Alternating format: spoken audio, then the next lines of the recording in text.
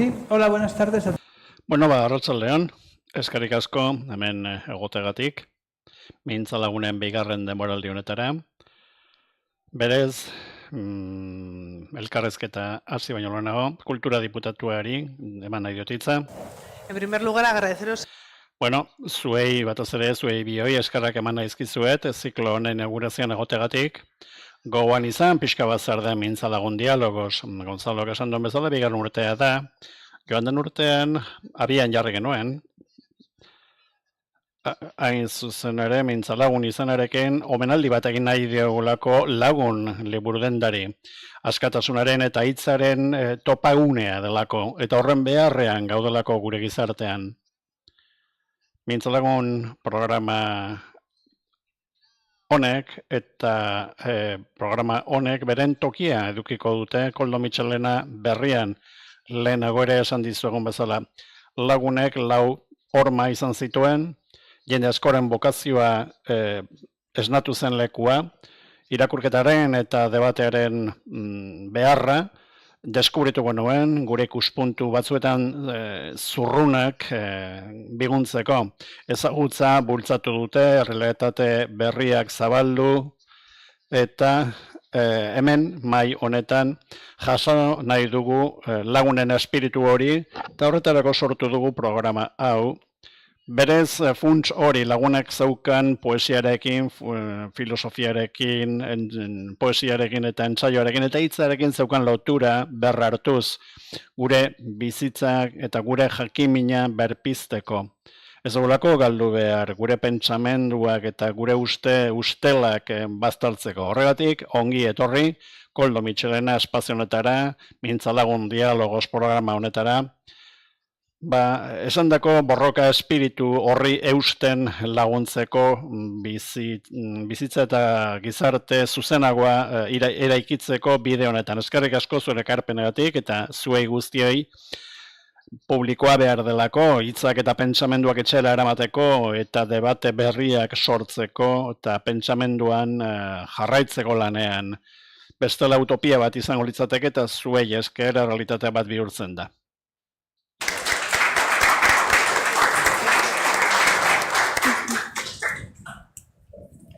Bueno, pues. Berriro eskerrik asko eta berriro ere arratsaldeon. Lehenago esan dugun bezala, bigarren urtea da, bigarren denboraldia, eta oraingo honetan, malako batasun bat, dolako koherentzia bat emana izan diogu, eta horretarako, ikasturte honen erdigunean, hiriaren erronkak jarri nahi izan ditu, gaur egungo hiriaren erronkak. Bizikidetzarako guneak direlako, eta, denon biziguneak azken batean. Pentsatu dugu, jorratzea hainbat gai, arkitektura, turismoa, egia eta gezurraren edapena, hiriari buruzko albisteena, baina hasi dezakegu gai bat beste guztietan eragina duena, eta planteamendu politiko eta ekonomiko guztien baitan eragina duena, eta da aldaketa klimatikoa edo klima aldaketa, gero eta gehiago beldurrezko pelikula bat bezala pintatzen baitzaigu, gero eta hurbilago daukagu. Horretarako, hemen hitz egingo duten 2 pertsonak aurkeztuko ditut, Juan Bordera eta Zahara Palomeke, kurrikulum zabalak dauzkate, aktivista politikoak, poetak, idazleak, gidoilariak, eta eskerrak eman nahi izkizuet hemen egoteagatik. Beriak izango dira, noski, Mintza Lagun debate honen pisua eramango dutenak, eta, hasi nahi nuke, pixka bat aipatzen, hainbat fenomeno, ari dela gertatzen, suntsidura handiak eragiten dituztenak, Valentzian gertatu den bezala, edo orain Los Angeles gertatu den bezala, hiperbole bat gertatzen da, gertatzen ari dena, iaia hiperbolikoa da, orduan oso modu zabalean, galdetu nahi dizuet, zer gertatzen ari da, zer egiten ari gara ondo, eta zer gaizki. eta gauza hauek jarraituko duten gertatzen eta zer egin beharko dugun hori ez gertatzen saiatzeko. Bueno, eskerrik asko. Ni Valentziakoa naizen ezkero, txikizioei buruz hitz egin beharko dut. Valentzian bizi izan duguna, eta Los Angeles, Kalifornian bizi izan dena, da prozesu honen azelerazioa. Bai, aldaketa klimatikoa azeleratzen ari da. Hori ezin da ukatu, evidentziak hor daude, edozeinentzat, ikusi nahi dituen edozeinentzat. Eta, bueno, urrengo mintzaldietan jorratuko dituzuen gaiak ikusita, esan behar dugu, diru asko jarri dela, jendeak ez ulertzeko zer gertatzen ari den. Drexiko Unibertsitateak egin du ikerketa bat, esaten duena 1.000 milioi gastatu dituztela petrolio enpresek azkenengo urteetan negazionismoa zabaltzeko. Eta gero eztabaida zikindu egiten da, adibidez gertatu denari buruz, baita Valentzian gertatu denari buruz. Aldaketa klimatikoak gutxi grabera atzera ezin izateko puntutik hurbil dago, eta kontua da jakitea zenbateraino sartuko ditugun oinak arazoaren erdian, eta zenbat kostatuko zaigun irtetea. Ozeanoen temperatura asko ari da igotzen, gehiegi, zientzialariak oso kezkatuta daude, atmosferako temperatura ere 2024an gainditu dugu 2100erako jarrita geneukan muga. Ordan fenomeno hauen batuketak sortzen ditu muturreko gertakari hauek, espero baino indar gehiagorekin, horregatik ahotsa altxatu beharra dago. Eta batzuek desobedientzia zibileko ekintzak ere egiten ditugu, mezu garbia uzteko, deskontu denboran gaude. Nik hasteko eskerrak eman nahi dizkizuet guztiei hona etortzagatik, eta gonbidapenagatik ere baita Juani ere.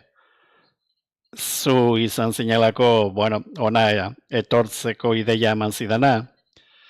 Emergentzia edo larrialdi klimatikoaz gainera, nik azpimarratu nahiko nuke beste gauza bat. Badirelako hainbat gauza atzera egiteko modukoak, baina nahita egiten ari direnak gaizki. Adibidez, hirigintza. Berez, aldaketa klimatikoan ez dago ezer behartzen zaituena etxeak egurrez egiteko. Eta zer ikusten ari gara Los Angeleseko suteetan, hainbat etxe egin direla, egurrez, basoaren erdian, edo basoetan, baso hoiek suerekin bire sortu egiten dira, beren ziklo naturalen barruan sartzen da. Orduan, eraikitzen baldin baduzu, horrelako lekuetan, leku naturaletan, eta oso suargarriak diren materialak erabiliz, ez bakarrik etxeak. Etxeak barrutik daukaten guztia oso suargarria da, eta suargarriagoa da orain duela 3 hamarkada baino gehiago, besteak beste poliester gehiago daukagulako. Horregatik, haize handia dagoenean, temperatura handia denean, ezetasunik ez dagoenean, eta iregintza gaizki planifikatuta baldin badago, bomba bat da, apokalipsi bat da. Baina gauzak ez zuten zertan hori izan. Beste modu batera planifikatu zitezken gauzak iregintza aldetik, ez eraiki adibidez, uholdegarriak diren lekuetan, edo basoetan, behar bada hemen etxerik ez litzatek egin behar, hori hasteko. Edo hiriak berriz berdetu ditzakegu, gauza asko egin daitezke. Lorategi esponjak aipatzen dira, ura xurgetzen duten hiriak, uholderik ez gertatzeko. Hori dana jakina da, milaka ikerketa egin dira. Orduan, ezagutza eduki badaukagu, zer falta zaigu? Borondatea, borondate politikoa, jendea katastrofe hauetatik babesteko. Bai, Valentziaren kasuan 3 dimentsio batu dira, danaren kasuan. Bat aldaketa klimatiko azaleratua, hirigintza zentzugabe hori,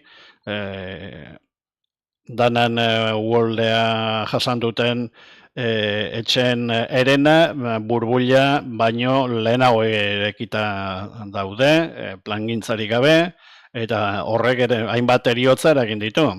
Gero, gestore negazionisten zatia ere badago. Ni ados nago Azarak esan duenarekin, baina jakin beharra dago zati bat ezingo dugula ekidin. Hain konpontzen arraza ez dena, honek zer ikusia du trantsizio energetikoarekin, adibidez. Eta hori da, bueno, aldaketa klimatikoa hitz egiten dugunean, Antonio Turilek esaten duen esaldi bat, ekartzen du gora. Aldaketa klimatikoa serioen hartu bagenu, inoiz ez ginen garatuko baliabide eskasekin edo krisi energetikoa orain bizitzen ari garen bezala. Hortaz, balako minotauro monstro batekin topo egin dugu, bi aurpegi ditu, batetik esaten dizu baliabide energetikoak erabiltzeari utzi, planeta ondatzen ari zarelako, eta baliabide horiek gero eta urriagoak direlako. Nik ez dakit, erabiltzen dugun energiaren 80% oraindikan ere, ez dakit zenbat elektrifikatu daitekeen. Debate bat ere badago hor, post azkuntza edo desazkuntzara joan beharko ginateke, baliabideak ez delako mugagabeak, eta daukagun sistema benetan burugabea da. Hada, planeta mugatu batean hazi nahi dugu, baliabideak ere etengabe alperrik galtzen eta botatzen dituen sistema batekin. Orduan ez dirudi oso jasangarria denik. Orduan, badaukagu aukerarik gauzak egiteko, baina jakin behar dugu kontuz denak ez dauka konponbiderik, ez gara hobeak aterako. Askotan gustatzen zaigu hori pentsatzea, baina beti ez da egia izaten. Bueno, hainbat gai edo ikutu ditugu hemen, eta guztietan gelditu gaitezke pixka bat. Nik batez ere, adibidez, aipatu nahiko nuke zer nolako erantzunkizuna daukan politikagintzak. Politikagintzan, erantzunkizun batzuk daude, eta gero aurrekontu batzuk, hainbat eskala daude hor. Eta jakina, zuek esan duzuenaren bidetik, badira erronka edo arazo espezifiko batzuk Iberiar penintsulan eta ez dakit nola esan, ze portzentaiatan edo zein dira neurri urgenteenak. Zer egin beharko litzatekeen momentu honetan bertan, hirietan aurrekontuak egitarako orduan. Edo herrialdea mailan nahi zuen bezala, arazo batzuk maila mundialekoak direlako, herrialde bakoitzak ezin du erabaki, edo herrialdeak erabaki dezake petrolioak ez erabili, baina, hirietan aurrekontu baten barruan zer nolako gauzak sartu litezke. Hortan zentratuko nintzateke. Nik ez dut lan egiten politika publikoetan. Nik hausnarketa filosofiko emozionalak egiten ditut gehiago, baina hirigintzan, hainbat ireten bide daude proposatu eta aurrezki energetikoak, energia aurreztea, parke uholdegarriak, Badajozen adibidez, Europako parke uholdegarririk handienetako bat dauka, eta alata guztiz ere, izugarrizko euriteak euki genituen, parke urpean gelditu zen, baina etzen arazo handirik sortu, herriaren batean bai hori ez zaukatalako. Asko aipatzen da, ibaiak garbitu behar direla, baina ibaiak ez dira garbitu behar, sasia ez da, zaborra, alderantziz, belarrak, bat dirudi peiokeria bat dela, baina esan beharra dago. Zaziak babestu egiten dute hiria, uholden kontra, orduan zuk ikusten baduzu ibai bide bat belarrez eta zaziz betea hori zoragarria da. Hori ona izaten da, non eta ez den espezie invasibo bat, eta gainera biodiversitatearen onerako da. Ni orain, Kordoban bizi naiz, hor ibai ondoko boske baso zoragarri bat daukagu, eta ez dut zer egingo. Baina Guadalquivir, Sevillan adibidez, ez dauka ertzeko basorik. Berez ez da ibai bat, kanal bat da, ez dago landaretzarik. Beraz, Sevillan uholdeak gertatzea errazagoa da. Hori adibide batzuk ipintzeko hiri mailan, adibidez, Kuban garai espeziala edo berezia sortu zenean, beraien barne produktu gordina izugarrizko berekada izan zuen, Berlingo harresia erori zen urte haietan, eta Kubak Sobietar Batasunaren beharra zeukan gauza guztietarako, eta horregatik agroekologiako sistema bat asmatu behar izan zuten,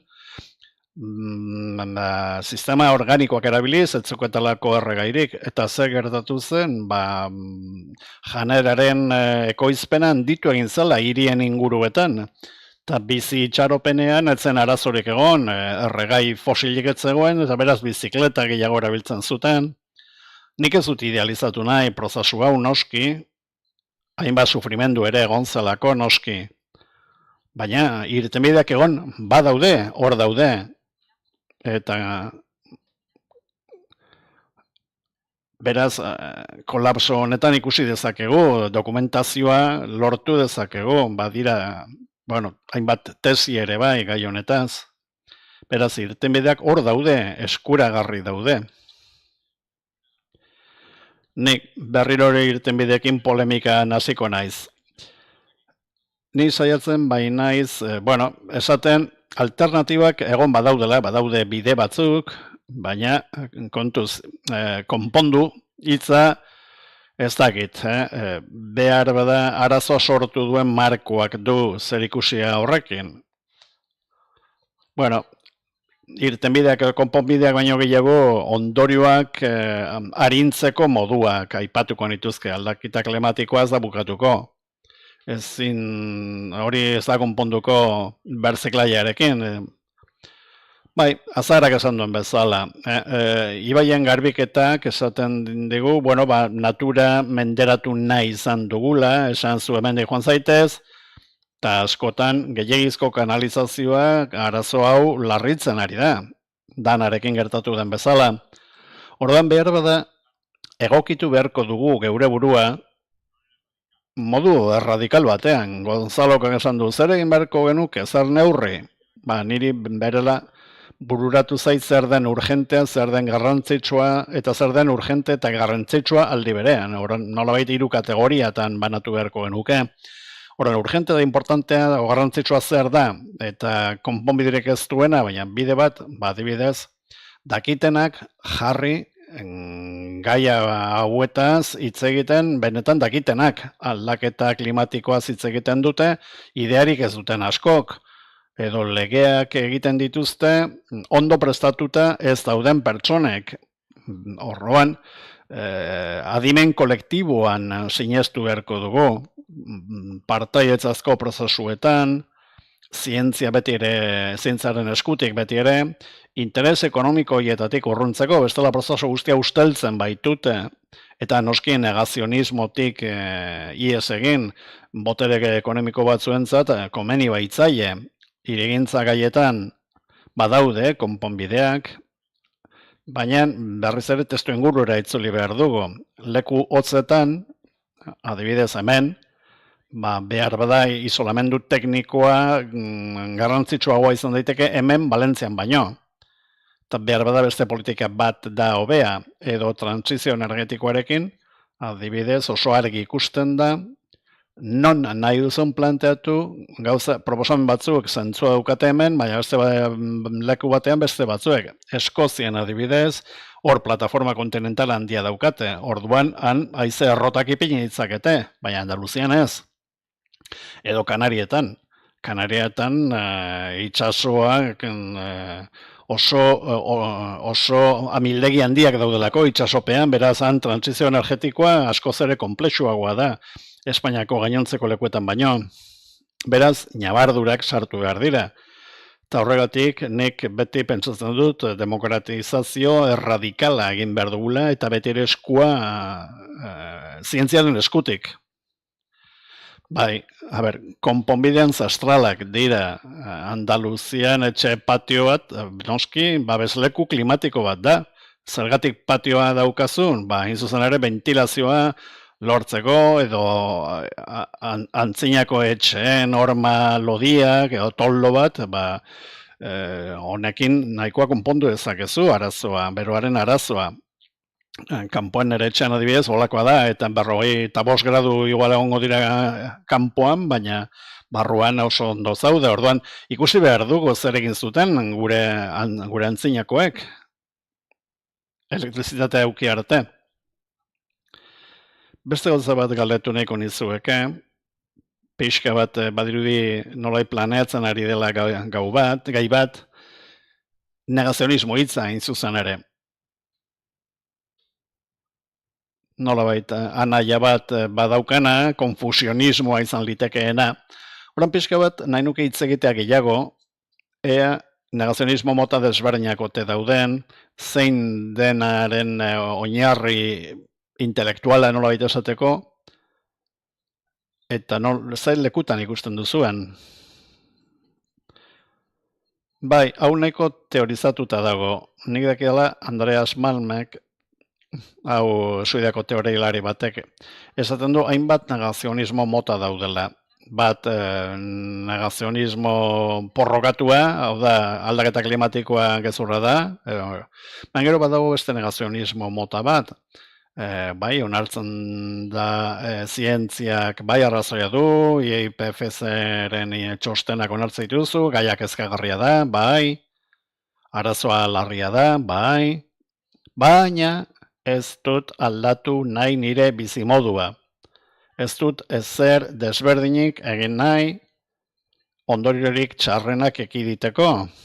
Eta horregatik, jarraituko dut nire oraingo bizimoduarekin. Orduan, negazionismo mota hau niri kezkagarriagoa iruditzen zait.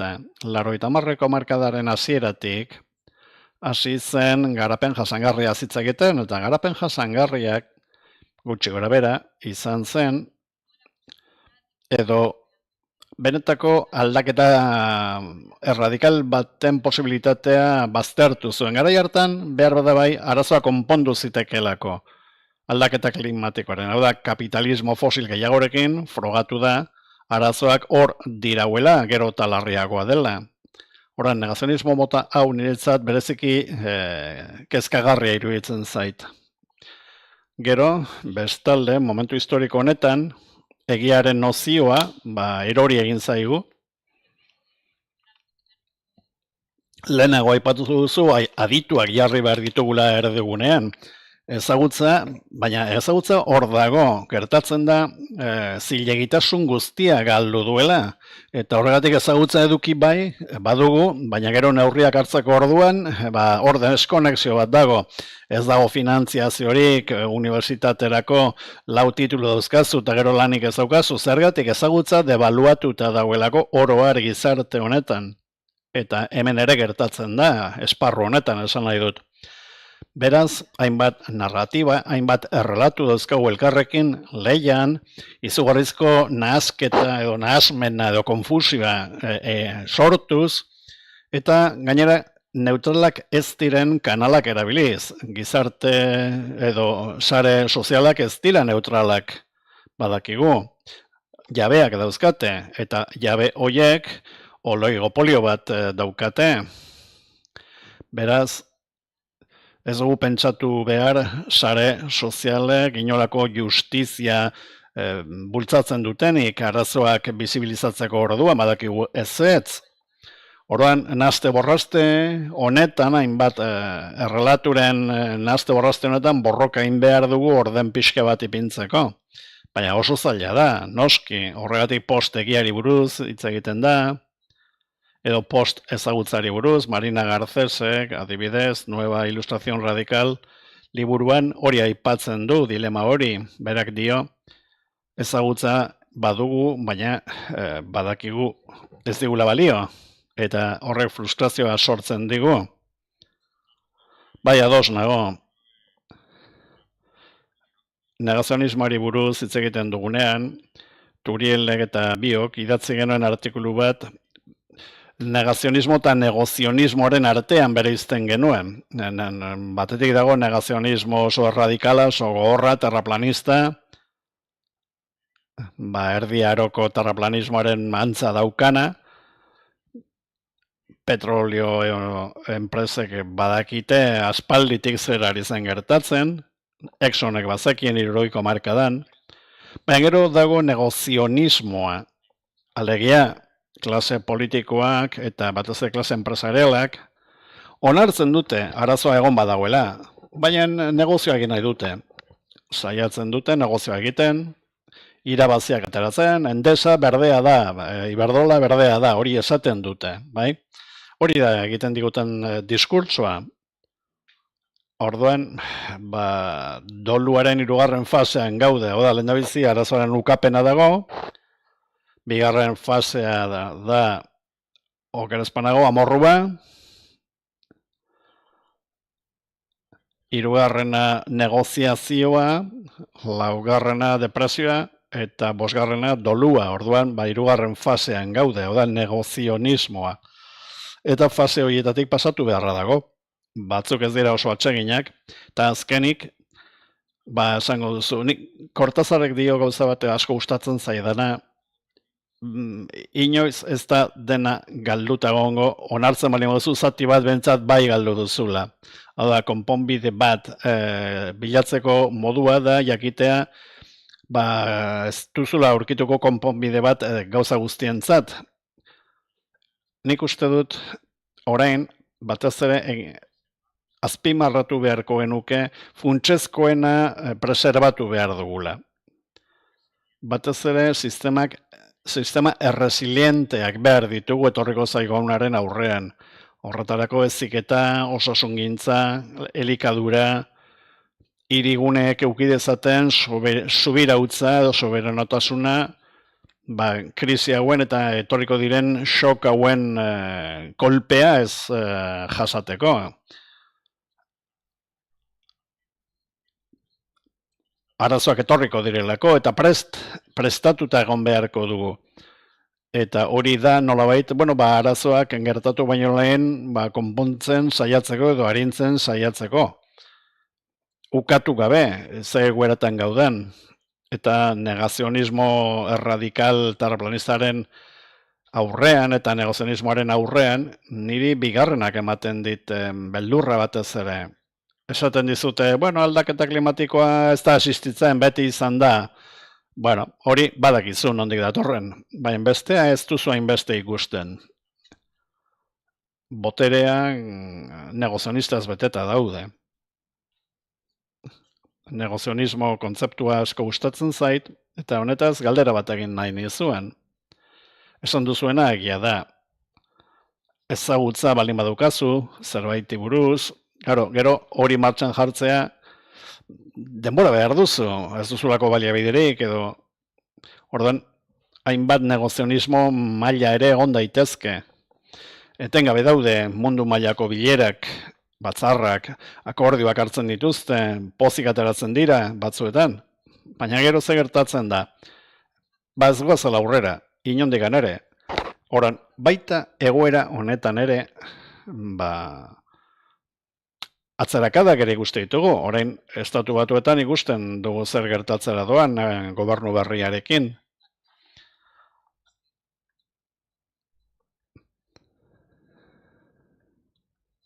Zuek nola ikusten duzue hau dena? Atzera pausoak egiten jarraituko dugu edo? Eta gero beste gauza bat. Zuen ustez, negozionismoaren barruan, batzuk uste dute, arazo honek ez daukela konponbiderik, eta super milioi dun horiek zuzenean aberatsak izatetik boteredunak izatera pasatu dira, eta berain plana da Martera joatea adibidez. Lurra uztea. nahi nuke pixka bat, honetaz hitz egitea pixka bat, zer negozionismo mota desberdin dauden, eta ea ez ote dauen alako nihilismoa jarrera hauetan. Nola ikusten duzu ea plan bat dagoen, ezagit plan beldurgarri bat, bueno, gauzak gertatzen bali badira ere, ez kezkatzeko, gehiegi. Bueno, gauza asko atera daitezke. Azteko, akordio horiek ez dira lotesleak. Adibidez, Parisko itunak, bueno, esaten genuen 1,5 gradu ezin zirela gainditu eta gainditu ditu joan den urtean. 2024 urtea erregistratuta daukagun urterik beroena izan da. Eta 12 hilabetatik 11 pasatu, gainditu egin zen berokuntzaren 1,5 gradu horiek, industria aurreko garaiarekin konparatuta. Zientzialariek esate dizute etengabe egon behar dutela, hainbat urtez, ikusi hori joera bat dela ikusteko, bueno, bai, ondo. Errespetatzen dut hori. Eta beren arrazoiak dituzte zientzialariek, baina ja gainditu dugu, berez, orduan, hori nahiko gauza berria da.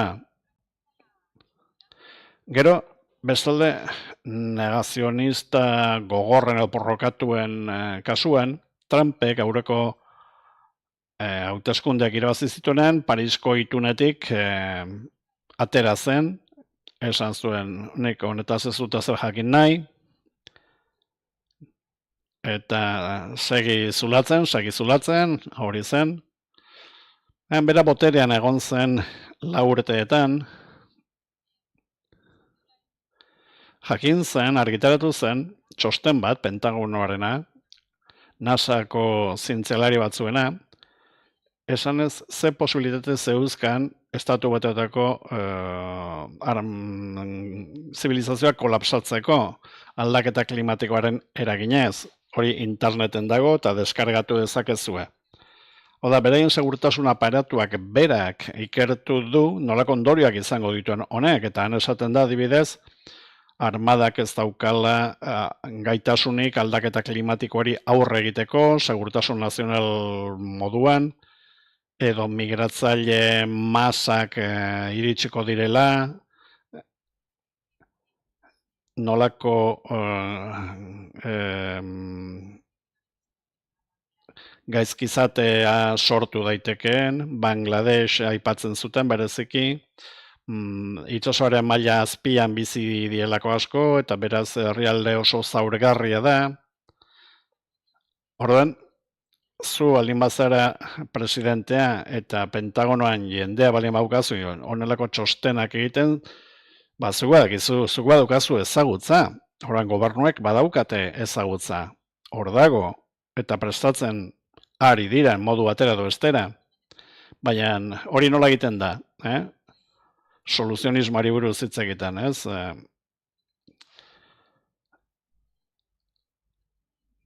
Jorge Limanek badu esaldi bat, bueno, berak mugimendu antropofugoa deitzen dio. Hau da, kondizio humanotik ies egitea. Hannah Arendtek ere aipatu zuen, bai? Transhumanismoa ere deitzen zaio, izango gara beste izaki mota bat, eta Elon Musk, adibidez, horren barruan sartuta dago, mugimendu antropofugo horren barruan, berak plan bat dauka, elite batentzat, bere ustez, Martera joateko adibidez, eta han beste zibilizazio bat hasteko. Eta Alemaniako eskuin muturreko tiparekin hitz egin zuen, bere burua errespetatzen duen zibilizazio batek gutxienez 2 planeta behar ditu. Nik hori aipatu nuen, ze hori behar dut. Esaldi hori behar dut. Bai, bere potro guztiekin. Bai, enroiatu naiteke hemen eta ez dut nahi. Ez, ondo. Elon Musk ikerketa psikologiko serioetarako ematen du, eta psikiatrikoetarako ere bai. Adibidez, atentzioa ematen du Trumpekin eta berriro atera da. Groenlandiaren kasua. Honek aldaketa klimatikoa ukatzen du, 2016an saiatu zen, erosten, eta orain berriro atera du gaia. Horan, aldaketa klimatikoa ukatzen bali baduzu, zertarako nahi duzu Groenlandia? Bueno, izotzaren azpian, mineralak daudelako, petrolioa, berak nahi duen trantsizio horretarako. Baina beste bi gauza, duela gutxi Davoseko txosten atera da, arriskoei buruzkoa, hauek ere oso bilak dira negozionismoan, urtero, adituek esatea, hemendik bi urtera eta 10 urtera begira zer nolako arriskoak egongo diren. 10 urtera begira, lehendabiziko 4 arriskoak danak medioambientalak dira, muturreko gertakariak, lurraren sistema kritikoain aldaketak. Hau da, negozionistek aipatzen dituzten arazorik larrienek horra jotzen dute. Eta ados nago. Hor, elitek zerbait badakitek, baina zute kontatzen, negoziatzen ari direlako.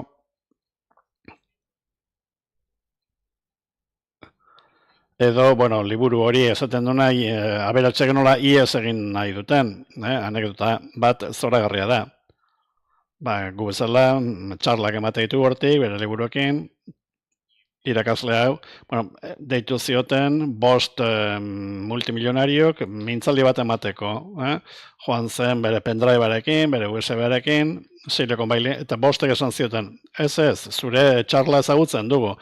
Galdera batzuk egin nahi dizkizugu, eta bueno, bale, eta galderak ziren, non eraiki bunker bat, zein leku izan daiteken egokiena nire armada pretarian eventua gertatzen denerako, nire armada noiz arrabelatuko den, noiz matxinatuko den nire kontra. Orduan kontrol fantasia bat da, kontrolpetik ateratzen ari direna, bai? Orduan deskontrol iristen denean prestatu dago nahi dute. Baina hor, Hollywood ikutua daukate, beti ere evento batean pentsatzen dute, katastrofe batean, egun bateko katastrofe batean. Ez, hau prozesu bat da, bunker batek ez ditu salbatuko. Baina hori da, bunkerrak non eraikitzen diren, horretarako, bai, Nueva Zelandan eraikitzen ari dira, inon baino gehiago, zergatik. Bizigarritasun zerrenda geratuko zaigu gerota poloetatik hurbilago. Hori lehen aldian gertatu izan da. Eta oraingo honetan hori gertatuko da, segurazki.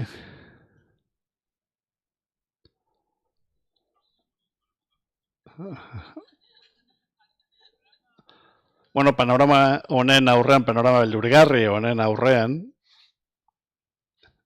bat ematek esan du aldaketa klimatiko dela beldurrezko pelikula bat hurbiltzen ari zaizuna.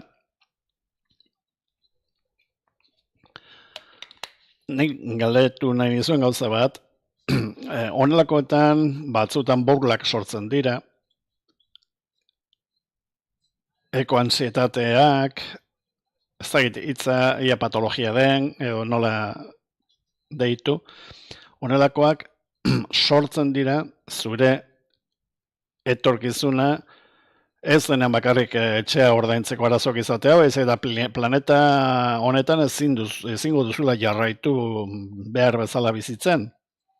Horren, azaldu dezakezue pixka bat honetaz, gero tertulia batean agertzen denean jakiteko zeintzuk diren, ez inork ez esan pentsatu 3 txoriburu besterik ez diela. Nik malenkonia hitz egiten dut, antsietatea hitz egiten da, antsietate ekologikoaz, baina nik uste dut halako malenkonia moduko bat ari dela gertatzen. Nolabait, galera erraldoi bat jasaten ari garela, baina ez dakigu oso ondo nola trazatu. Freudik dio, malenkonia zer da, zerbait galdu izanaren, batez ere maite dugun norbait galdu izanaren mina, Zubakizu, kasu horretan nor falta den, hori erritualizatu egiten da, galera hori, eta sendatzeko gai izan zaitezke, baina ez dakizunen zer galdu duzun, hutsune bat daukazunen, gauza gilegi daudelako jokoan, ez bakarrik izaki maite bat, baizik eta zure haurtzaroko paisaiak aldatu direlako, edo ekonomiak ez duela funtzionatzen, edo zure ongizatea ez dagoela edo arriskuen dagoela, kapitalismoak lehenago ematen zizkigun posibilitate batzuk ematen dira, bizi espazioak, lurra, patroi klimatologikoak galtzen ari gara, galera erraldoi bat da, oso ondo ezin dena definitu eta horrek malenkonia sortzen du. Eta hori arazo bat da, gero erritualizatzeko. Gauza gehiagiari garelako galtzen. Orduan nola egin horren hileta.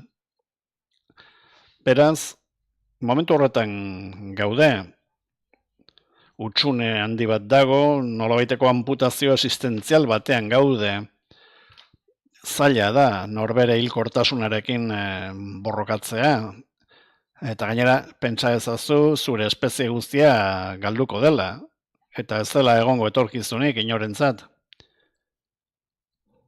Ni idazle naiz, eta beti ere fantasia bat daukazu ez, ni hiltzen naizenean, etorkizunean norbaitek irakurriko dit, baina orain pentsatzen ez, berro da, etorkizunik ez da egongo, inor ez da existituko, etorkizunean, ez dakigu nolako etorkizuna eukiko duen planeta honek.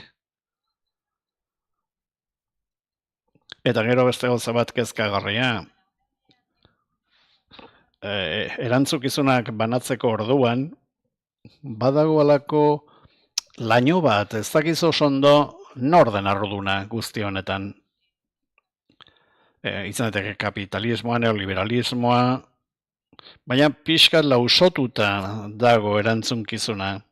Eta Foucault asko aipatzen zuen hau, bereiztu behar dela soberania eta mentalidad. Orain ja ez da errege bat, heriotza ematen duena orain administrazioak dira, burokrazia da, edo kirofano gero eta gutxiago dauzkazula, eta ordan horren eraginez norbait hiltzen da, ordan nor da horre erantzunkizuna duena, nor da erroduna. Ordan, gertatzen ari da, ohitzen ari garela, heriotzera, baina heriotza administratiboetara, danarekin gertatu da, heriotza administratiboak dira.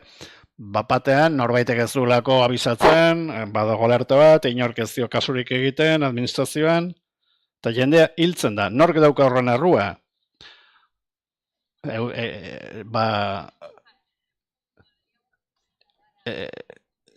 Norbait konkretuki, bai, seinalatu genezakeen, baina jende askorentzat ez dago bat ere argit. Eta prozesu hauek errepikatzen ari dira etengabe, hainbat lekutan. Ez, adibidez, ongizate estatua desmantelatzen ari denean, edo osasungintza sistema ere bai, eta beldurra ematen dit hori normalizatzen bada. Norbait hilda, itxarote zerrenda batean zegoelako, apentsa. Bai, ikaragarrizko gaia da. Nork esan duzu balentzako erroa duena, interesatzen zai lagun batentzat, da, ez, serio, gai kezkagarria da, solastalgiari buruz hitz egiten da, individualismo horretara eramaten gaitu, eta horrek zer ikusia du beste gauza batekin, ez gerala oso emankorrak alternatibak planteatzeko orduan, horre esaten duzu, bai, eta nik zer egin dezaket, ez, zuk ez horrez, zu bakarrik ez, individualismoarena sinestu duzu eta uste duzu zure esku dagoela konponbidea, baina ez, konponbidea dago guztiok egingo dugunaren arabera.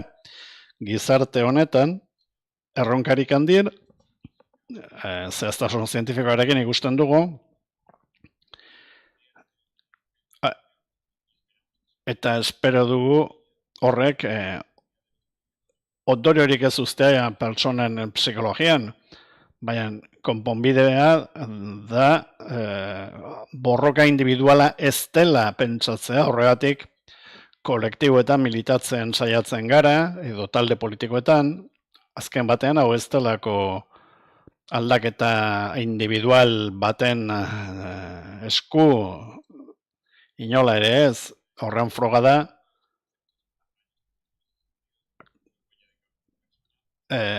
karbono aztarna pertsonala, aipatzen dena British Petroleumek egin zuen kanpaina bat, arazo hori, erru hori individuala dela azpimarratzeko eta ez beraiena.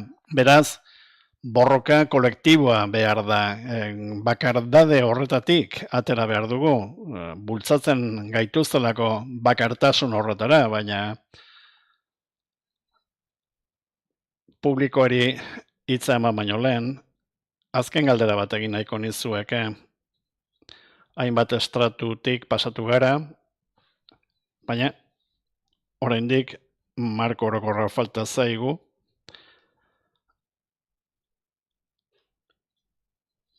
arazo horik handiena estrukturala delako. Gauden sistema ekonomikoan etengabeko hezkuntza delako oinarria. Horrek esan nahi du, etengabe, etekinak eduki behar dira, etengabe konsumitzen eta espekulazioan oinarrituta berri ere. Eta hemen gehien erabiltzen ari zareten hitzak dira, erantzunkizuna, desazelerazioa, eta bar. Eta hori nola lotzen da, edo nola hautematen da, ohitu baldin bagara gure bizitza ikusten beti ere kontsumismo horretan. Horren nola desazeleratu geure bizitza gutako bakoitzak. Orain erosketa kanpaina bukatu berri dugun honetan, adibidez. Horren arazoa ez da bakarrik egitura ekonomikoa. Arazo da baita ere gure pertzepzio ekologikoa, bai, festarena, dibertsioarena.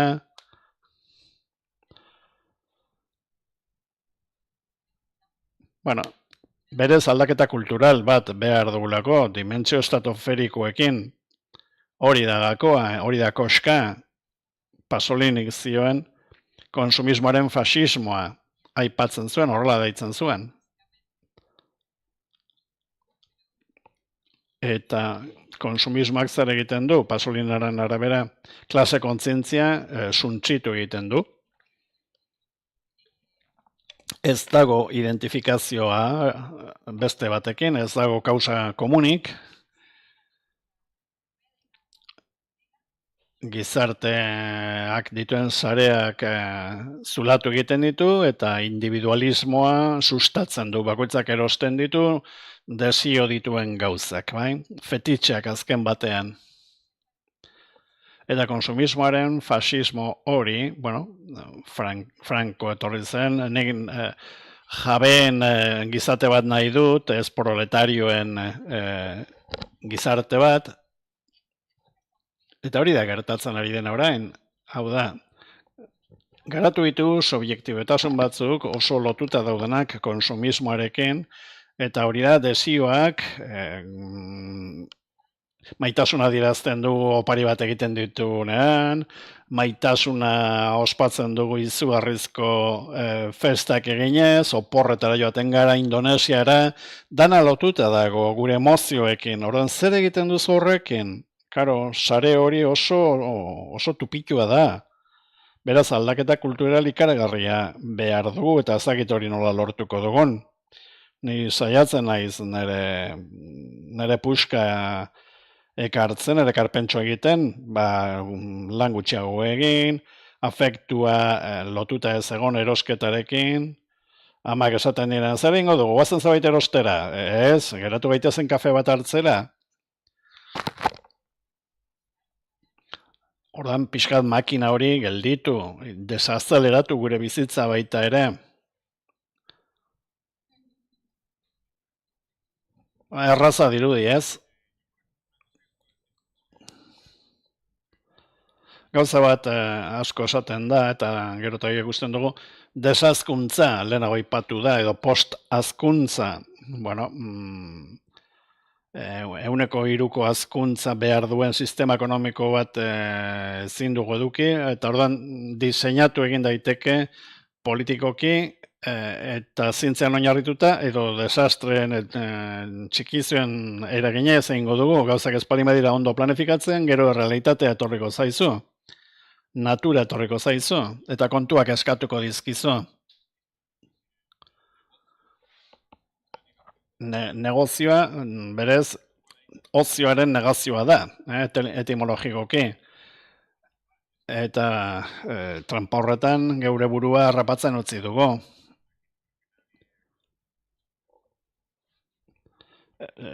Nori iruditzen zaio gaizki lan denbora gutxitzea edo kutsadura gutxitzea, beraz, hazkuntza kontatzeko modu positiboak ere badaude. Eta hortik joan behar dugu. Badago bat oso biztan dagoena. Duela 100 urte lan egiten ziren ordu berberak egiten ari gera gaur egun. Keynesek pentsatzen zuen 2030erako astean 15 orduko lana egingo genuela. Bitarte horretan. Eta gainera, lo orduak galtzen ari gara. Lo orduak eta ametsak. Amets eta lo zorrak dauzkago. Eta azken gauza bat, Pasoliniren aipamena asko gustatu zait. Ni Pasoliniren horrekin oso ados nago. Berak esan zen, konsumismoak izugarrizko arrakasta duela. Gaur egun, zoaz hiri guztietara eta leku guztietan gauza berberak ikuste dituzu, Starbucks eta McDonald's. Ora, fasismoak lortu ez duena, konsumismoak lortu du. Hau da, gizarte guztiak homogeneizatzea. Gu egin genuen artikulu bat, hazkuntzaren fasismoari buruz. Hau da, asko kezkatzen ari gara, eskuin muturaren hazkuntzarekin, eta ez gara konturatzen hazkuntza eredu perpetua fasista dela, berez funtsean. Hazkuntza etengabea behar balin baduzu, norbaitik kenduko diozu. Litioa behar balin baduzu, Bolivian estatu kolpe bat emango duzu, edo lagunduko duzu, edo Afrikan gertatzen ari dena. Kobaltuarekin, nikelarekin eta beste metale batzuekin. Ordan adimen kolektibo horrek errezetak ipini behar ditu, aldaketa kultural horretarako, eta gutxiagorekin bizitzen ikasi behar dugu. Horrek ez du esan nahi gaizkiago bizitzea, alderantziz baizik, lan gutxiago egitea eta hobeto bizitzea, eta beraztasuna banatzea. Duela 2 urte, beren Gopegi etorri zen, beste mintzaldi bat emateko, eta esan zuen, eslogan aldatu behar genuen. Gutxiagorekin bizi baino gehiago, hobe bizi. Bueno, etzaituzte eta gurtuko, orain eztabaidatxoa ireki nahiko genuke jendearekin, baina jendeari hitza eman baino lehen, esan nahiko nuke, badagoela berritasun bat, eta da zero lerroa egin dugula, eta bertoko aditu batzuk edo interesatu batzuk daudela, aukera izan dezaten, beraien iritzia ere emateko. Beraz, hemen daude, besteak beste, Dorleta Oru Etxeberria, Naturklimatik datorrena, Andrea del Campo, Aztiko ingeniaria, orduan kortesia eta respetuagatik hitza emango nieke, nahi balen baduzue, zuek hasi, zuen galderak edo iruzkinak. Bai, eskerrik asko. Asko gustatu zait, zuen tertulia.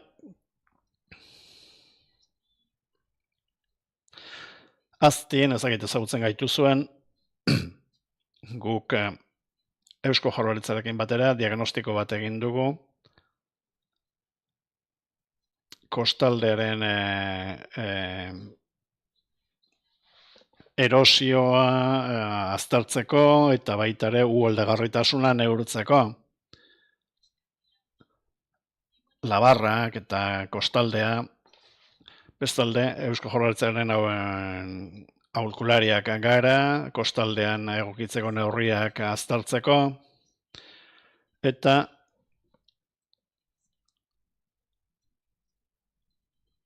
zuek esan duzen bezala, hainbat neurri multzo bat behar da.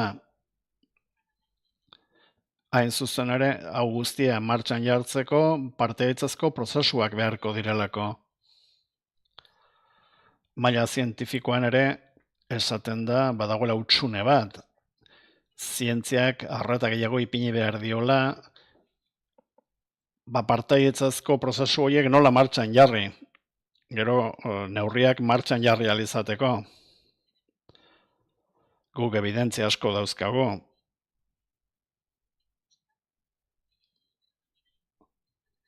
Kostaldean, baina bestalde ziurgabetasun handia ere badaukagu. Jakiteko, ze magnitudetakoak izango diren arazoak, ze maiztasunekin.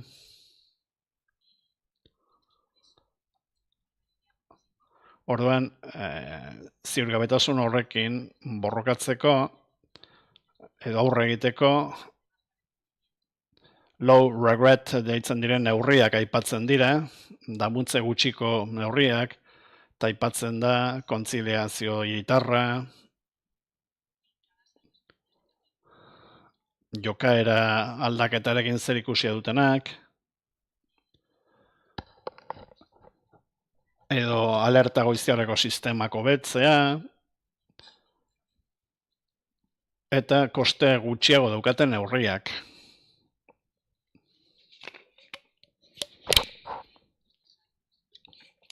Eta etorkizunerako utzi, edo irekita zabalik utzi gainontzeko neurriak. Orain hasi damutze gutxiko neurri horiek eta etorkizunerako utzi zabalik ez dakigurako zer gertatuko den. Eta nola gertatuko den, beraz egokitu beharko dugu errealitate horretara. Eta hori da komentatu nahi nuena. Eskerrik asko. Ni Naturklimatik nator, Gipuzkoako aldaketa klimatikoari buruzko fundaziotik, eta guk nahi dugu ikusi maila globalean zer ari den gertatzen, hau fenomeno globala delako, baina batez ere interesatzen zaigu gure lurraldean gertatzen ari dena. Lurralde bakoitzak bere errealitatea du, gauzak ez dira berdinak kostaldean edo barrualdean.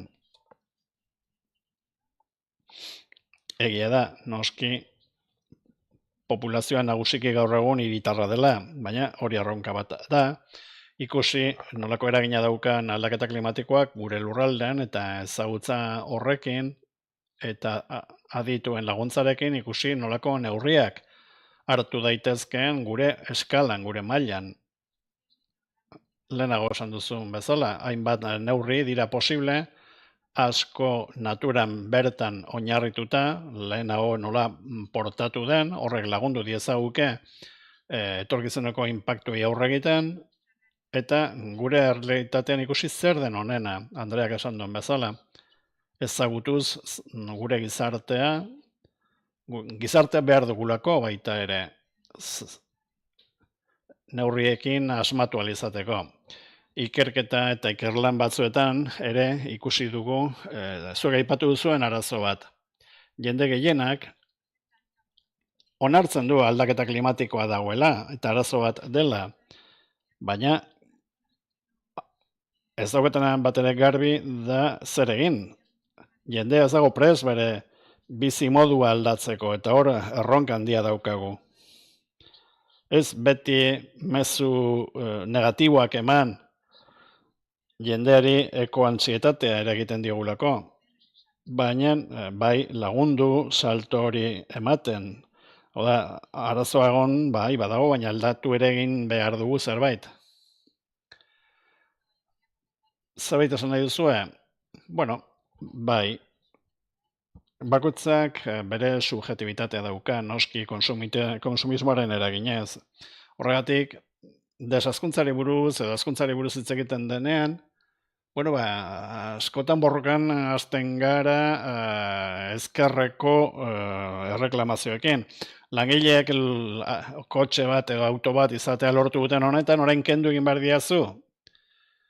Hor erronka izugarria dago, baita ere, lehen munduan, denok, baita B klaseak ere, bueno, halako privilegio batzuk dauzkagu, esteleku batzuetan ez dauzkatenak. Baina berez ez dira privilegioak, eskubideak dira, borrokatu ditugunak. Ordan horri uko egin behar diozu orain, uko egin behar olima diozu, oso modu inteligentean egin behar da, eta modu igualitarioan. Hau da, beti ez dezaten pagatu betikoek, gure historia jasandugulako, kasu bat ipiniko dizut. Nire auzoan, bazegoen espazio zabal bat, eta hau auzokoa bildu ginen, zer dingo dugu, bueno, erdieok nahi genuen baratze bat egin, hori oso ondo dagoelako, gure janariak egingo ditugulako, eta beste erdiak esaten zuen, ez aparkaleku bat nahi dugu, Kordobaren erdian ez dago parkinik, ordan parkina, auzokoentzat, eta ekologista batek esan ziren, bueno, baina zer kotxe beharko duzu etorkizunean, hileta kotxeak, benetan hori horretarako nahi duzu? Horren, auzo berberean bizi gara, antzera pentsatzen dugu, eta ez ziren ultra eskuinekoak, ez? Baina nik nire autoa nahi dut, nire parkina nahi dut, eta txokoa dolin badagor, jarri nahi dut. Orduan, hau komplikatua da, benetan, konpontzeko arazoa. Bai, hain zuzen ere komplikatua delako, modu bakarra da parte hartzezko prozesuak egitea. Bi adibide. Estatuan duela gutxi egin zen asanblada bat, klimari buruzkoa, 100 pertsona ziren, 6 hilabetez, zozketan aukeratuak, adituen laguntzarekin, Fernando Valladares sortzegoan, maila handiko jendeak eta adituak, 6 hilabetez, 100 pertsona prestatu zituzten, herrietakoak, hirietakoak, adin desberdinetakoak, pixka bat Espainiaren errepresentazioa izateko. Hortik, 172 neurri atera ziren, horietako bat zen, desazkuntzari buruzko pedagogia egitea, eta 93ko kontsentsua edo adostasuna lortu zen. Jendera informazioa ematen bali madiozu, desmontatzen dizu, jendarengan konfiatu ezin duzula. Zer nahiago duzu, trantsizio energetikoa Iberdrolaren esku utzi? Horan, nik uste gauzak argi daudela. Beste adibide bat, Robin Dunbar antropologoak ikertu zituen tximinoen neokortexa eta Dunbarren zenbaki atera zuen. Hau da, zer nolako kooperazio zenbakia daukagu. Bueno, alako kopuru bat gainditzen duenean, berak esaten zuen, 150. Asanblada bat egin behar balin edo askoz jende gehiagorekin, etzen bat ere funtzionala izango. 150ekin, frantsesek hori egin zuten, asanbladan, edo Espainian 100ekin, gure burmuina bai ohituta dago kolaboratzen, eta hortik atera daitezke adimen kolektiboko prozesu horiek, benetan maila egingarri batean, egiteko moduan, batzutan egia da, gero, badakigu asambleak eternizatu egiten direla, eta jasan ezinak izan daitezkela, baina, ipini zenbaki onaragarri bat, denbora bat eman, informaziorik onena emanez, eta hortik ideia onak atera daitezke. Prozo hauek badute arrisko handirek ere bai, abantaila da regionalizatu daitezkeela. Hau da, lurralde baterako behar balen baitugu neurriak edo konponbideak, Euskal Herrian beharko da bat, Gipuzkoan behar bada baita ere, eta konponbideak regionalizatu, baina gero lotezleak izan behar dute. Askotan gertatzen da, prozesu hauek bai, 172 proposamen daude, baina gero nork jartzen ditu martxan. Badago proposamen bat, niri funtsezkoa iruditzen zaidana, uste dut Mallorcan, proposamen bat, adostasuneko 193 iristen baldin bazen, lotesle bihurtzen zen. Hau da, prozesu batzuk automatizatu, ez dadila izan alperrik. Hau da, benetan gauzak gauzatzeko modua ondadin. Bestela, hortik jotzen ez badugu, edo demokratizazio radikaleragoaz, edo fasismoragoaz. Azkenik jendeak lider indartsu bat eskatuko duelako ordenak ipintzeko, kaosaren aurrean. Ordan edo modu demokratikoan antolatzen gara, edo hori ez egitearen kontsekuentziak onartu beharko ditugu. Bueno, orain beste edo zeinek hartu dezakitza.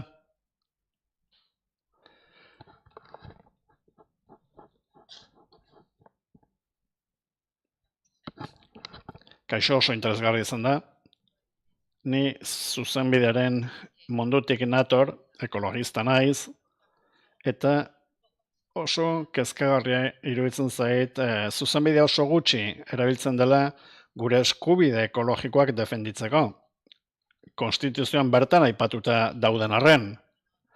Eta nik uste dut, erantzunkizunak eskatzeko posibilitatean asko daudela. Eta berbada penaletik jo beharko dugu. Badaude esperientzia interesgarri batzuk, emakume zahar batzuk, borroka nora egin zuten, zuaitzengatik edo airea edukitzeko. Denok ulertzen dugu, ez digutela 8 orduko lana baino gehiago egin arazi behar, eta orduan inspekzio bat egin hartzen zaio, eta hori ez da onartzen, legen bitartez, gauza berbera egin beharko genuke, arazo ekologikoekin. Ez dezaten zuaitza bota, adibidez, edo plan partzialak eta orokorrak egiten direnean, gure berde puska, gure parkeak, funtsezko eskubidek direlako, beste funtsezko eskubide batzuk bezala. Eta hori, esparru hori guztia ikutu gabe dago. Askotan alarmismora jotzen da, eta badirudi, hori, ezin dugu egin ekologismoak esaten duena, beraz ezin dut ezer egin. Hori da dietan bezala. Orain ez dut inolako gozokerik hartuko. Ez, hori oso frustragarria da. Nik uste dut oraindik gauza asko egin daitezkela maila honetan. Nik azara asko irakurtzen dizut, eta behar da hori etzaretela esplotatzen ari. Nik uste dut gauza asko egin daitezkela, baita maila individualean ere. Gure eskubideak defenditzeko. Eskubide horiek badauzkagulako. Nik danarena ikusi noren, esan nuen lehen da bizikoa, jende hau kartzelara bidali ezatela, demandak egon daitezela. Ezin da esan hau ez da inoren arrua, hori ez da egia, badira erantzunkizunak, eta hori maigainan ipini beharra dago. Izugarrizko galdera ona da.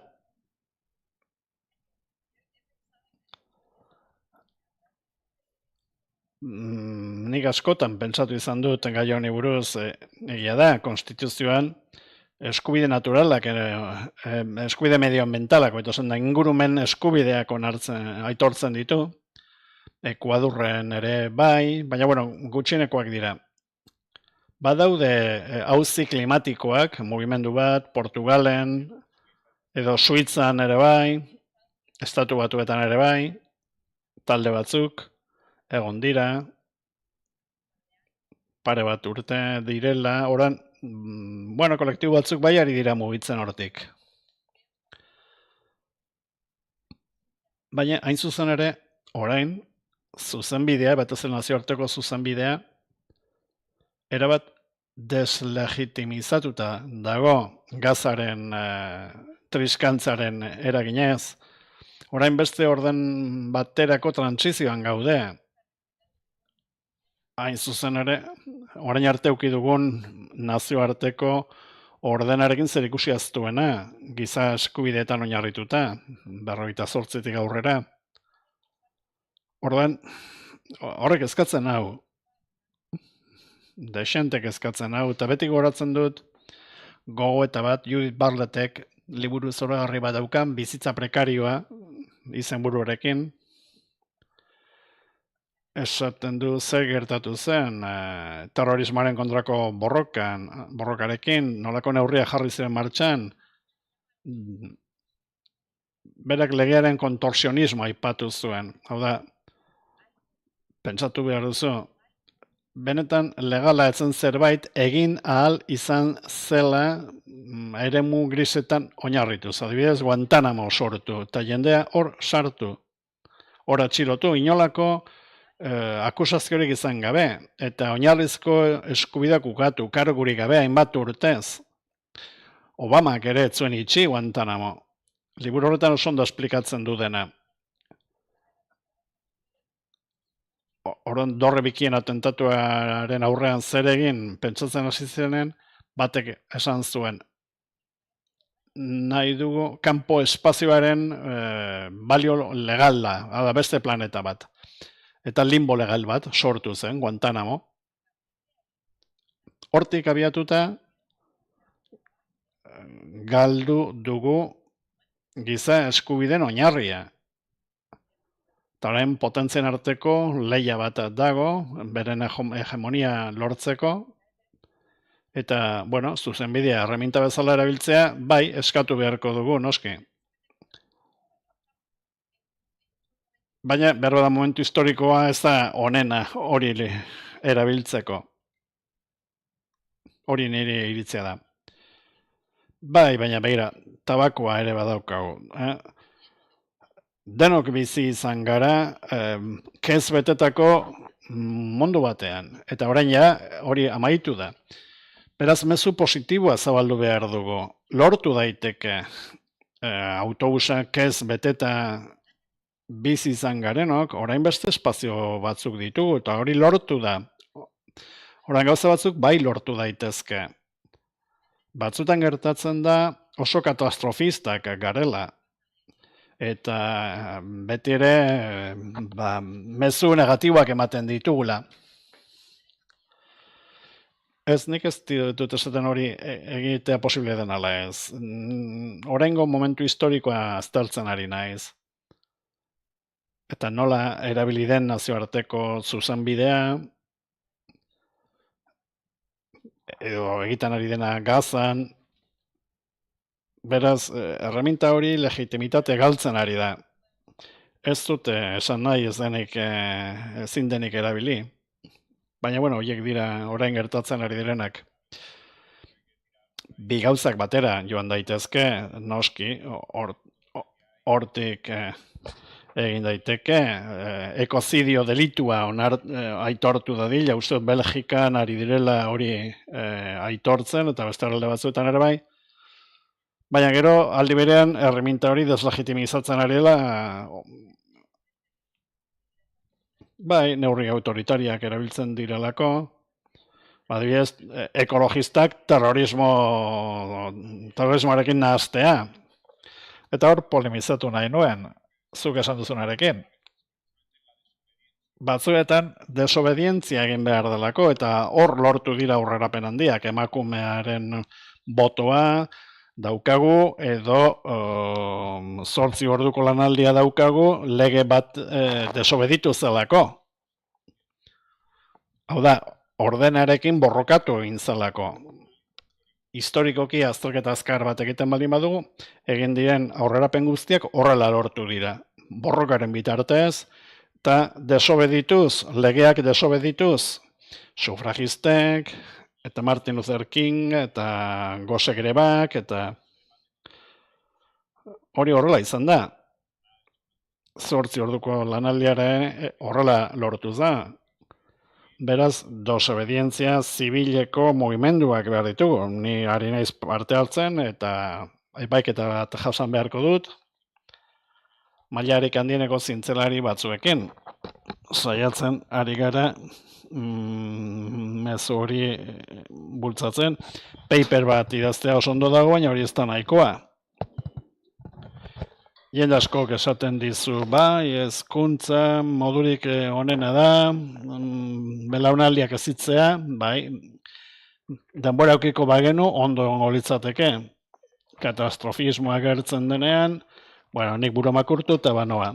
Errealitate klimatikoa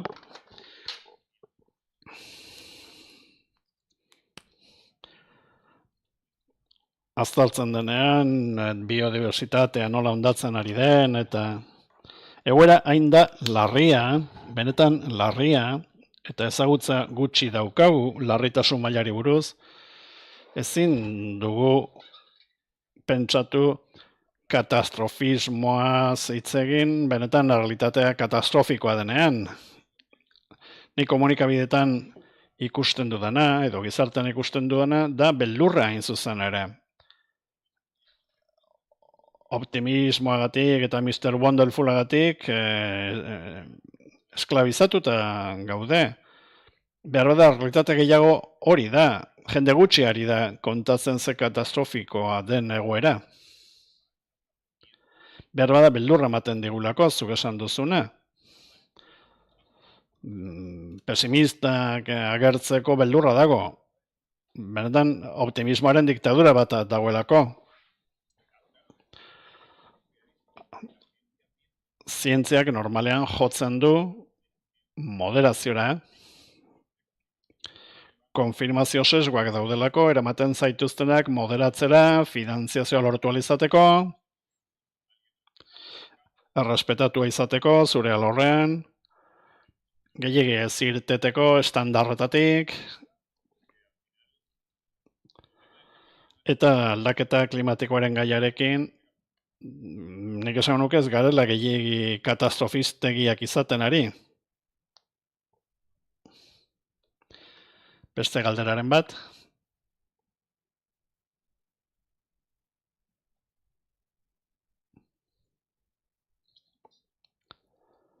Arratsaldeon oso interesgarra izan da dena, baina, gogoeta batzuk. Hainbat maingurutara joaten gara, geure burua zigortzen dugu, eta gero berrituta bezala irteten gara. Gauza handiak esan ditugu, baina ez dugu ezer aldatzen. Urteekin ikusi dut hizlariek hobeto mugatzen dituztela arazoak, irtenbideak modu argiago batean planteatzen dituzte, baina berro da leku berberean kokatuta gaude, jarraitzen dugu. Hau da, okertzen. Hasteko zorrotzak izan beharko genuke. Danak, adibidez, ez du inor hil. Danak ez du inor hil.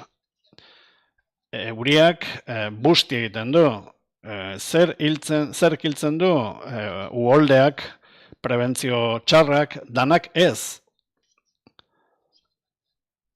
Ezin diogu demanda bat egin danari. Izan da, uholdea, planifikazio txarra, eraikuntzan izan dako gehiagikeriak, hainbat puntu atera dira hemen. Elon Musk eta Trump pertsona hauek ez dira psikiatrikoki interesgarriak, oso esaten bali badugu erotuta daudela, beraien onerako da. Ez daude erotuta. Bunkerrak ere kitzaituzten aberatxo horiek burua oso ondo daukate. Baina, beraiek nahi duten gizarte motan, denok ez gara kabitzen, oso gutxi batzuk.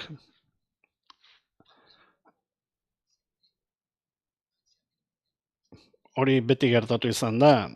Gutxi batzuek atera dute beti ere etekina eta gehienek jasan behar izan dute beste ongi izatea.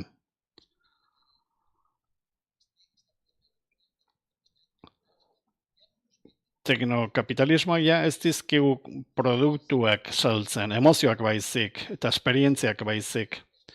Eta emozioaren eta esperientziaren aurrean ez zer eta ez inor ez du atzera egingo. Datu bat, etxean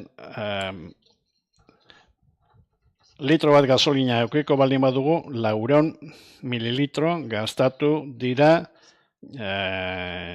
jazimendutik gure etxeraino. Hau da, urtero edo egunero ekoizten diren petrolio kupeletatik 140 gastatzen dira zure etxera eramateko. Edo haize errotak, bai, baina hoien eraikuntzak ere kontsumitzen du sortuko duen energiaren uneko 30. Edo odeia, aipatzen dugu, baina odeiak energia gehiago kontsumitzen du hainbat hirik elkarrekin baino.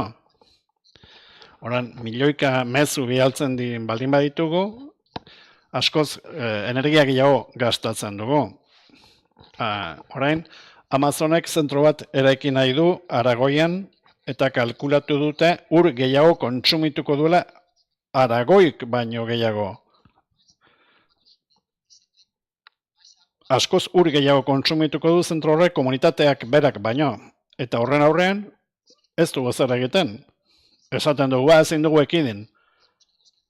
Edo hemen aipatu diren gauzak, aurkezleak aipatu dituenak. Beherapenak, bigarren industriari kutsagarrena, ehungintzaren industria da. Eta jarraitzen dugu, segundu gero, munduan abandonatzen dira, ez dira erreziklatzen, 30 toneladako kamioi bat, arropa, naturan, bertan bera uzten dira, naturan, hirian, edozen lagutan. Arropa nahikoa daukagu, 3 belaunaldi jazteko gehiago ekoitzi beharrik gabe. Jarraitzen dugu arropa erosten, etorkizunek egingo eukiko ez bagenu bezala, berez ez ditugulako arropak erosten, emozioak baizik, edo saltzen dizkigute emozioak.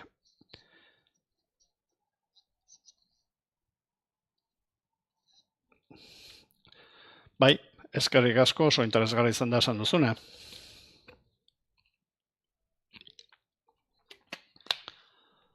Bai, datuak oso interesgarriak dira. Deno dazkagu buruan, gutxi gora bera, maila orokorrean. Badira eufemismo batzuk, egia esaten ez dutenak, energia berdeak adibidez. Edo hor atzean dagoen mehatzaritza badakiguz, garraiorako, eta bar, duela gutxi, bueno, nisaetzen nahi hegazkinek ezartzen, baina, bueno, han bat zegoen kerik gabeko espazioak, eta gero pentsatzen nuen, bai, aireportuan hori dago, baina gero nola funtzionatzen du hegazkinak. Aldaketa klimatikoarekin antzeko zerbait gertatzen da.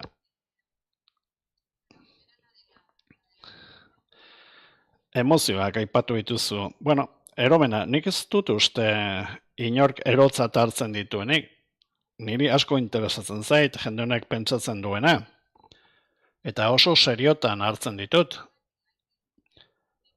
Egia da, dekodifikatu behar dela beraien koherentzia, zu mezu negazionista bat bialtzen ari zara, edo bultzatzen ari zara, baina gero aldi berean Pentagona egiten ari da txosten batzuk. Horren inguruan, horren inkongruentzia batzuk badaude. Ezagutza hori gero ez delako zabaltzen. Txertoarekin gertatu zena, Trumpek esan zuen, COVID-en gezur txinatarra izan zela, baina gero azkenek txertoa hartu zuen, lehendabizikoetako bat. Oso adibide argigarria iruditzen zait. Eliteen kasuan jokabide ulertzeko, ez dut uste erotuta daudenik. Teknooptimismoaren ideia ere hortxe dago. Baina arazo horri ez diote alternatibarik aurkitu nahi. Hor dago koska. Gero, esan da, bueno, zorrotzak izan behar dugu, bai, ados nago. Eta esan duzu, bueno, mintzaldi bat ematen dugu, baina gero da gauzak berdin jarraitzen dute. Holako zerbait esan duzu, ez?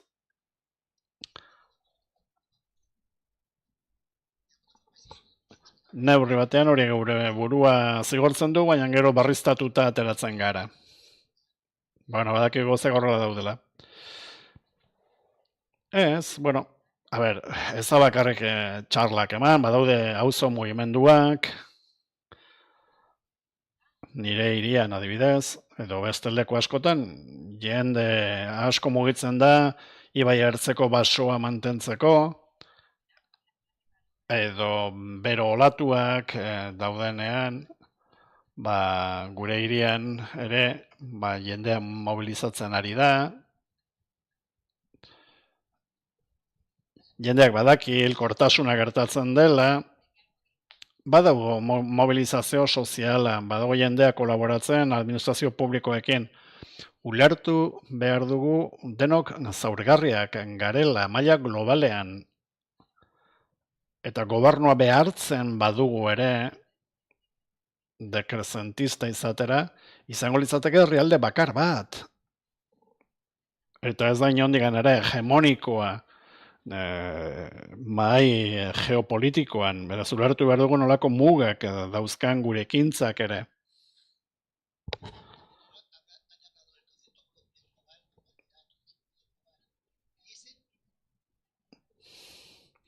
Claro, fenomeno global bat da. Eta zer lortu du horrekin, jendea desmotibatzea, eta gero fasismoaren igoera. Zenbat eta globalagoa izan, errazagoa izango delako lasaiagoak egingo gaituzten jokamoldeak onartzen.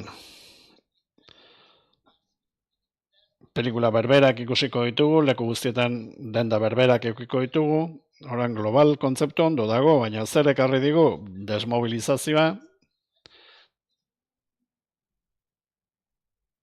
Bai, baina zuk planteatzen duzu analizi global bat, baina hori zuk diozu Juanek esan duen azken batean. Prozesu fascista bat globalizatzen ari da, eta hori analizi global bat da.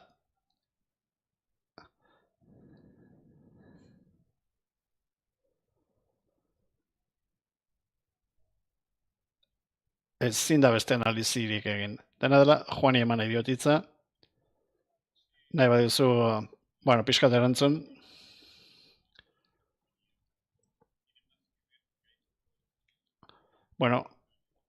Ikerlan batzuk badaude, psikopatia tasa bat persona baten kasuan, bataz besteko persona batean, 3 litzateke. Areto batean, 3, baina botere postu handietan, enpresetan, edo gobernuetan 21 izaten da. Orduan piramideren erpinera iristen zarean, gizarte global batean, normalena da, portzentaje oraindik handiago aurkitzeko gizarte horren gaitzen errepresentazioa. Eta gero polimikan sartu gabe. Danarena. Noski, danak ez du inor hiltzen, jakina, baina errodunak dira gaizki urbanizatu dutenak, abisatu ez dutenak, eta baina dana ez da duela 30 edo 40 urteko berbera, hori ere ulertu behar dugu. Dana orain dopatuta dago. Temperaturako gradu bat gehiagorekin, ezetasunean 7 gehiago almazenatzen du. Orain ja ez da espazio berbera, jotzen duena, orain kontu zibili behar da, badago debate terminologiko bat. Hemizikloaren zati batek dana deitzen dio, eta beste batek deitzen dio uholdea. 82ko goza berbera balitz bezala, ez da izan eta ez da izango etorkizunean ere. Eta, bueno, badibidez espazio publikoetan erretzearena edo musukoen kontua, bueno, beharrezkoa izango da mugak ipintzea, debekuak ipintzea, zientzian oinarrituta, gauzak aldatu daitezen.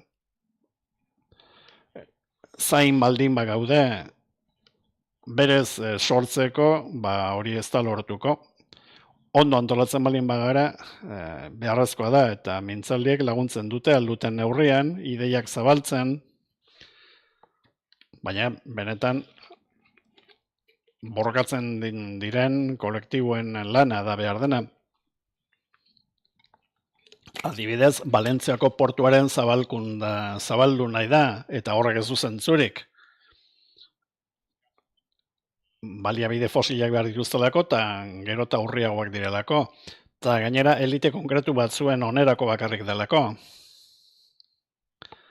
Odan, eraldaketa sozialeko prozesu horiek dira gakorik garrantzitsuena, bai mintzalditara joan behar da, baina batez ere era honetako ekintzetara joan beharra dago, mobilizatzeko.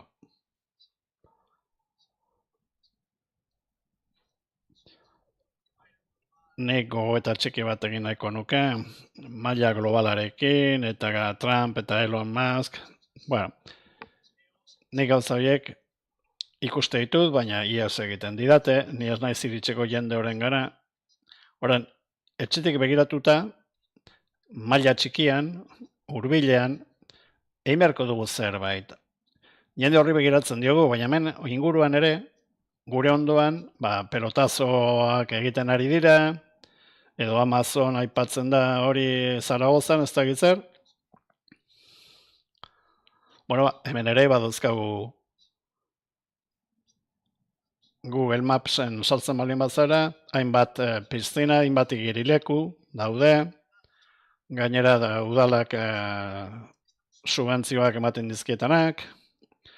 Orduan, batzutan urrutira begiratzen dugunen ez dugu ikusten hurbil gertatzen ari dena. Behar bada, hurbilean lan gehiago egin beharko dugu, etxetik bertatik. Edo bizikletak, Donostia saltzen da bizikletarik onenak, eta elektrikoetara jo dugu. Bai, baina goiko aldeetan, bizikleta elektrikoak behar diren lekuetan, hor ez dira jartzen, ez dago kargagailurik. Edo subentzionatzen duzu bizikleta elektrikoa, baina nik bizikleta normala daukat eta ez digute ematen diru laguntzarik. Horan, nik bizikletaren munduan asko mugitzen naiz, baina ikaragarrizko zikinkeria sortzen ari, bateriekin ezagite zer egin, eta orain ia inor ez da ibiltzen bizikleta normaletan. Baina era horretako kontsumoetara eramaten gaituzte. Beraz hurbilean egin behar dugu lan.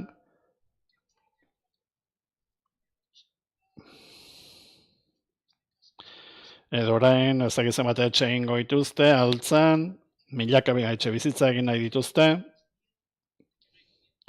Esan ez dagoela etxe bizitzarik, ez dagoela etxerik, etxeak egon badaude. Eta gero plakak ipiniko izkiete, eta arrotak ipiniko dituzte, eta ekoak izango dira. Baina hemen Gipuzkoan bertan, ikaragarrizko gauzak egiten ari dira.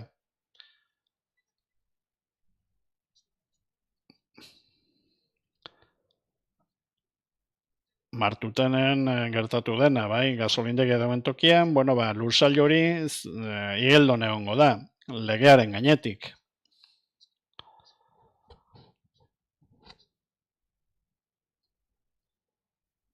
Lehenago esan duena, globala, ondo dago, jende horrekin borrokatu behar da, baina maila lokala galdu gabe.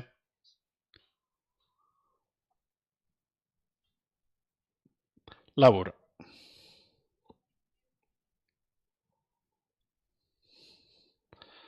Bai, oso ondo dago oinak lurrean edukitzea, eta maila lokalean bioeskualdea deitzen dugu, oso garrantzitsua da.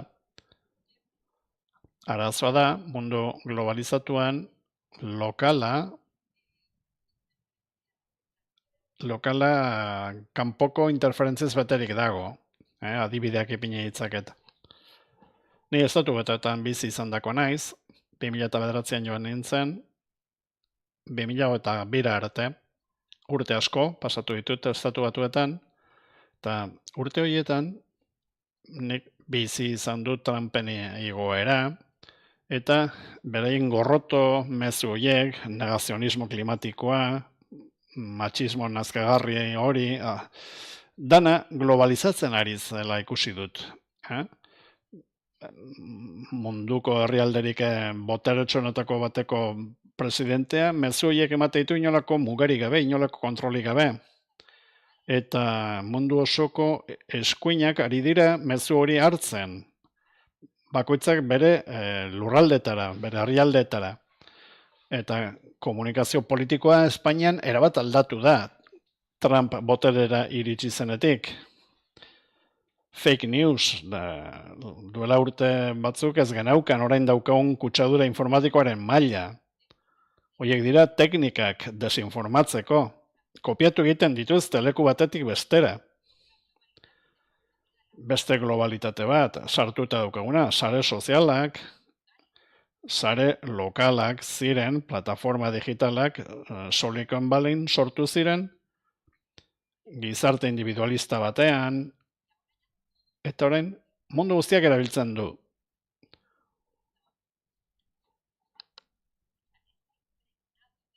Orduan, maila lokalak globalitatez beterik dago.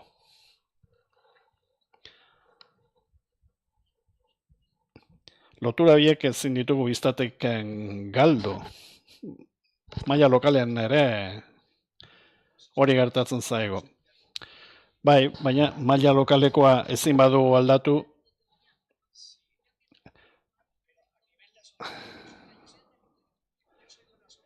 beira, ni elkarte txiki batekoa naiz, eta ni ezin naiz sartu maila globaleetan, beste maila batzuen esku utzi behar da, nire ustez, ekologia judializatzea bezala, irabaziko dizute, haiek zu gaino diru gehiago daukate, zuk ezin duzu Trump epaiketa batera eraman, buelta emango izu, eta berak eramango zaitu, eta azkenik arruinatu ingo zaitu, horrela funtzionatzen du, justiziak.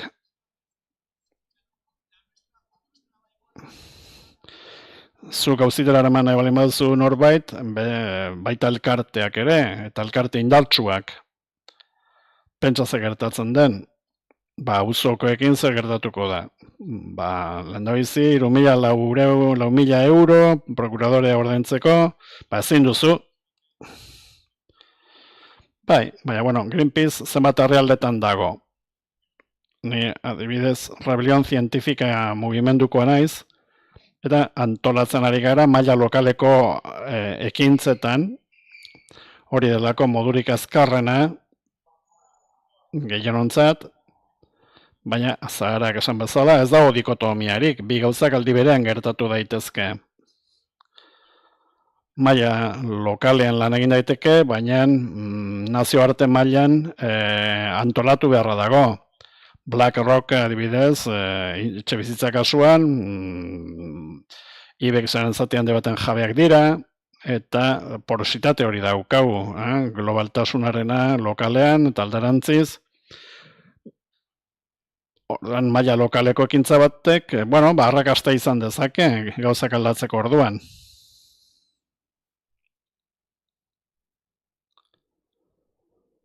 Juanek esan duen bezala, mintzaldi hauen asmoetako bat da, maila lokala eta global hori nolabait uztartzea,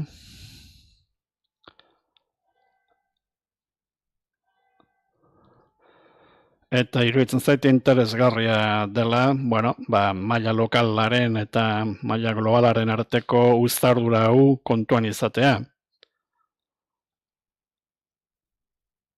Horregatik, urrengo mintzaldira gomendatzen zaituztet, beste gauza asko hori buruz ere hitz egingo dugulako, etxebizitzari buruz, turismoari buruz. Gauza hauek guztiak elkarrekin uztartuta daudelako, desberdinak dira, baina elkarrekin lotuta daude. Nola nahi ere, eskerrik asko, bi hizlariei zuen parte hartzegatik, benetan oso interesgarria izan da. Gero maila lokalean ikusiko dugu, gauzak zer nola egiten ditugun, eskerrik asko.